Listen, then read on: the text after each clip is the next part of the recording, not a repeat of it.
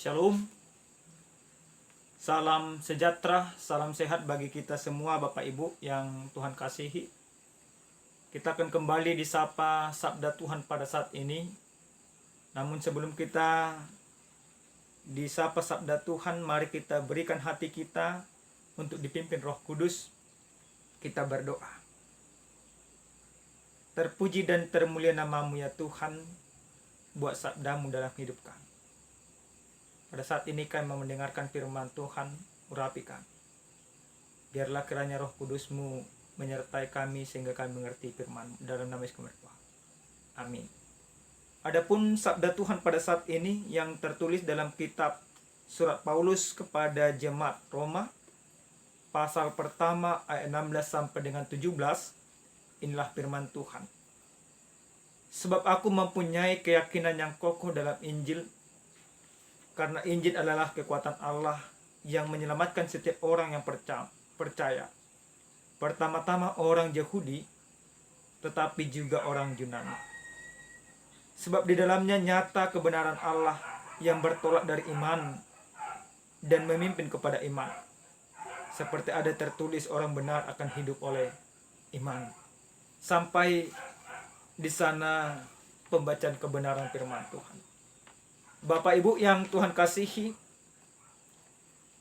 tanggal 31 Oktober setiap tahunnya gereja-gereja Lutheran merayakan yang namanya yaitu Tahun Reformasi Gereja. Hal itu bermula di mana tepat pada tanggal 31 Oktober tahun 1517, Martin Luther menuliskan 95 dalilnya atau pendapatnya menentang ajaran Roma Katolik, yaitu dalam penjualan surat indulgensia. Di mana pendapat atau dalil yang disampaikan oleh Martin Luther, dia paham bahwa penjualan surat indulgensia itu tidak alkitabiah atau tidak sesuai dengan apa yang Alkitab ajarkan. Oleh karena itulah, maka lahirlah salah satunya kelompok-kelompok pendukung Luther. Dan mulai pada saat itu dirayakan Hari Reformasi Gereja. Bapak Ibu yang Tuhan kasihi, dalam kebenaran firman Tuhan ini, bagaimana Rasul Paulus menuliskan sebuah suratnya. Dan tulisan Paulus kepada jemaat Roma merupakan tulisan bentuk pengajaran. Ada surat Paulus bentuk nasihat, ada bentuk pastoral. Namun dalam hal ini, dalam kitab Roma, tulisan Paulus yaitu berdasarkan yang namanya doktrin atau ajaran. Di mana Rasul Paulus memahami betul bahwa manusia memperoleh keselamatan bukan karena kekuatan, bukan karena kepintaran, bukan karena perbuatannya, namun karena iman kepada Tuhan. Bapak Ibu, kalau kita lihat dalam kebenaran firman Tuhan ini, dalam ayat 16 dikatakan, sebab aku mempunyai keyakinan yang kokoh dalam Injil, karena Injil adalah kekuatan Allah. Paulus memahami bahwa keyakinan dia bahwa Injil Tuhanlah kekuatan Allah untuk melepaskan. Pada saat itu orang-orang Yunani berpikir bahwa kebenaran sesungguhnya ketika mereka mampu melakukan Taurat Musa. Maka dengan melakukan Taurat Musa, siapa yang bisa melakukannya akan memperoleh keselamatan. Lalu orang Yunani berpikir terbalik juga. Mereka boleh bangga oleh karena pengetahuan, ilmu pengetahuan yang mereka anut, yang mereka pahami, filsafat. Maka mereka katakan, supaya bisa memperoleh keselamatan adalah dengan berpengetahuan. Kedua ajaran ini tentu tidak sesuai dengan apa yang Tuhan inginkan. Maka Paulus katakan, Sebab aku mempunyai keyakinan yang kokoh dalam Injil, karena Injil adalah kekuatan Allah yang menyelamatkan setiap orang. Apakah Injil itu? Injil itu adalah keselamatan atau berita sukacita yang ada dalam diri Yesus Kristus, di mana Yesus lahir, Yesus besar, Yesus mati, Yesus disalibkan, Yesus mati, dan Yesus bangkit, bahkan Yesus naik ke surga. Di dalam Injil, di dalam berita sukacita yang Yesus sampaikan, maka ada sumber keselamatan. Lewat pengorbanan yang Yesus sampaikan, maka itulah Injil yang kokoh, cara Allah untuk menyelamatkan manusia. Lalu, Bapak Ibu yang Tuhan kasih, dalam ayat yang ke-16 ini juga dikatakan pertama-tama orang Yahudi tetapi orang Yunani. Yang dalam hal ini, Paulus mau mengatakan bahwa Injil keselamatan yang diberikan oleh Yesus Kristus tidak hanya kepada orang-orang tertentu. Walaupun memang orang Yahudi, karena mereka terlebih dahulu mengenal atau mendengarkan tentang Kristus. Tapi sesungguhnya keselamatan yang Yesus sampaikan itu nyata kepada semua orang, tanpa terkecuali. Maka jangan ada berpikir kita di dalam kehidupan ini yang hanya memperoleh keselamatan hanya kita, hanya aku, hanya gerejaku, hanya sukuku. Firman Tuhan tidak pernah mengajarkan itu. Tetapi yang benar adalah bahwa keselamatan itu diberikan oleh Allah, dianugerahkan oleh Allah kepada masing-masing manusia yang ada di dunia ini. Tetapi menjadi pertanyaan, apakah kita mau menerima keselamatan itu dan hidup di dalam keselamatan itu? Sering sekali Bapak Ibu yang Tuhan kasih, keselamatan itu sudah Tuhan berikan dalam Yesus Kristus, tapi kita membiarkannya. Ibarat sederhananya Bapak Ibu yang Tuhan kasih, ketika kita lapar, haus, ada makanan yang boleh kita ambil, yang sudah diserahkan kepada kita, tapi kita tidak mau memakan makanan ini. Kita biarkan perut kita kosong, kita biarkan dahaga kita, haus kita tetap ada. Maka apa yang terjadi? Kita tetap sakit, kita tetap berdosa, kita tetap lapar, kita tetap haus. Maka keselamatan itu juga diberikan oleh Allah dalam diri Yesus Kristus kepada kita. Akan tetapi apakah kita mau hidup di dalam keselamatan itu atau tidak? Lalu dalam ayat yang ke-17 dikatakan, sebab di dalamnya nyata kebenaran Allah yang bertolak dari iman dan dipimpin oleh iman. Orang benar akan hidup oleh iman, yang sama seperti yang dikatakan dalam kitab Habakuk pasal 4 ayat 2. Maka orang akan hidup oleh iman. Bapak Ibu, lalu kita akan katakan, Pak Pendeta, walaupun saya tidak pernah gereja, saya hidup toh. Walaupun saya tidak pernah berdoa, saya hidup toh. Iya, mungkin engkau hidup secara jasmani. Tetapi firman ini mengatakan tidak demikian.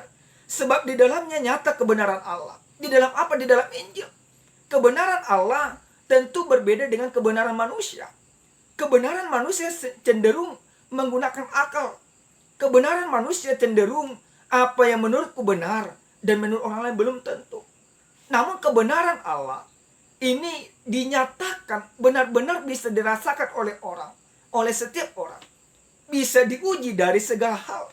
Bisa diuji oleh waktu, bisa diuji oleh hukum, bisa diuji oleh siapapun itu. Kebenaran Allah menjadi kebenaran yang mutlak. Lalu Bapak Ibu yang Tuhan kasihi, sering sekali dalam kehidupan kita tidak hidup di dalam kebenaran Allah. Tapi firman ini katakan, sebab di dalamnya nyata kebenaran Allah yang bertolak dari iman dan memimpin kepada iman. Lalu kita akan menerima kebenaran itu tidak dengan akal, tidak dengan kekuatan, tidak dengan kekayaan, tapi dengan iman. Maka setiap orang yang beriman, yang benar-benar percaya kepada Yesus Kristus Juru Selamat dunia, maka dia memperoleh kehidupan yang kekal. Bapak Ibu yang Tuhan kasihi, tema yang sampai kepada kita pada saat ini dikatakan Injil yang membaharui. Bagaimana Injil Tuhan mampu membaharui kita? Apa yang boleh kita lihat bagaimana Injil Tuhan ini membaharui? Yang pertama, ketika Injil membaharui kehidupan kita, maka kita harus bertindak dan hidup sesuai dengan kehendak Tuhan. Sekali lagi, ketika Injil Tuhan membaharui kita, kita bertindak dan bertingkah laku sesuai dengan kehendak Tuhan. Apa kehendak Tuhan? Kehendak Tuhan yaitu kita hidup di dalam kasih. Injil Tuhan yang membaharui kita. Kita diajak, kita diarahkan untuk berbuat sesuai dengan iman itu. Kita berbuat bukan lagi untuk mendapatkan keselamatan, tapi kita berbuat karena kita sudah memperoleh keselamatan. Maka orang yang sudah dibaharui oleh Injil harus nampak di dalam perbuatan nyatanya. Jangan kita katakan, aku sudah hidup di dalam Injil. Aku sudah menerima Kristus dari saya sejak bayi. Aku sudah menerima Kristus dari sejak saya lahir. Bapak Ibu, boleh-boleh saja engkau menerima Kristus dari sejak engkau lahir, itu tidak salah, itu sah-sah saja. Namun menjadi pertanyaan pada saat ini, apakah engkau yang sudah mengatakan Injil Tuhan atau engkau sudah menerima Kristus di dalam kehidupanmu? Engkau menunjukkan wajah Kristus di dalam pekerjaanmu? Jangan-jangan Bapak Ibu tidak demikian. Banyak orang tidak demikian.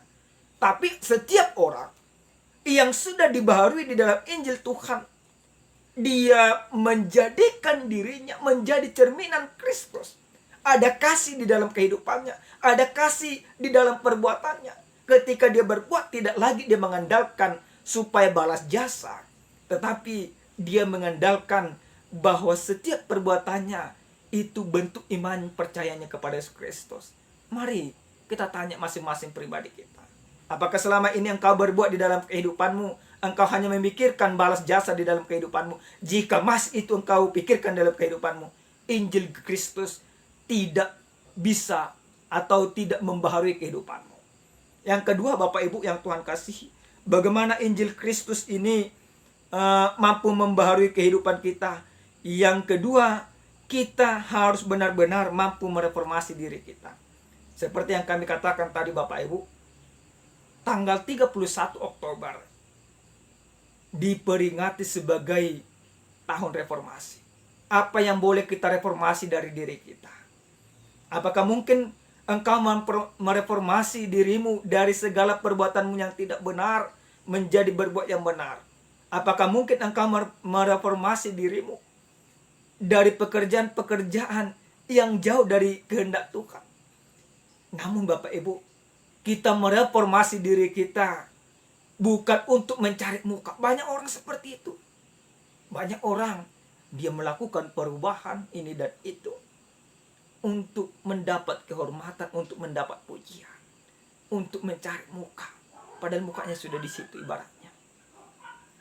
Tapi Injil yang memperbaharui mengajak setiap orang mereformasi dirinya. Reformasi yang kita lakukan adalah bagaimana perubahan nyata, benar-benar nyata di dalam kehidupan kita, benar-benar nyata di dalam perbuatan kita. Kita mereformasi diri kita karena Kristus sudah hidup di dalam diri kita. Mungkin selama ini kita berkata kasar kepada istri, kepada suami, kepada anak atau kepada tetangga. Tapi lewat firman Tuhan ini, ketika kita sudah mereformasi diri kita di dalam kebenaran firman Tuhan, maka semua bentuk kekerasan harus berubah. Yang ada adalah bentuk kasih di dalam kehidupan. Yang terakhir sekali Bapak Ibu yang Tuhan kasihi, bagaimana Injil Tuhan ini yang membaharui kehidupan kita, mengajak kita menjadi pengikut-pengikut Kristus yang benar-benar sungguh-sungguh di dalam perbuatan. Tidak lagi kita pengikut Kristus yang hanya mengandalkan KTP, tidak lagi menjadi pengikut Kristus yang hanya mengatakan pengakuan semata di dalam, tetapi jauh dari perbuatan. Tetapi kita menjadi pengikut Kristus di dalam pengakuan dan juga di dalam perbuatan. Baharui dirimu Bapak Ibu yang Tuhan kasih, tidak dengan uangmu, tidak dengan jabatanmu, tidak dengan kehormatanmu, tetapi baharui dirimu dengan firman Tuhan yang menguduskanmu. Kuduskan dirimu dari segala perbuatan-perbuatan yang cemar. Amin, kita berdoa. Terima kasih ya Tuhan kami, Tuhan yang maha baik. Kami sudah mendengarkan sabda Tuhan pada saat ini. Ajari kami supaya kami menghidupi sabda Tuhan. Benar ya Tuhan, bahwa Engkau memperbaharui kehidupan kami dari arah yang tidak benar menjadi benar, dari orang berdosa menjadi orang yang Engkau kuduskan. Terima kasih Bapa. Ajari kami menunjukkannya itu di dalam perbuatan kami setiap saat. Terima kasih Bapa, dalam nama Yesus Kristus nyatalah kehendak-Mu. Amin. Shalom. Tuhan memberkati.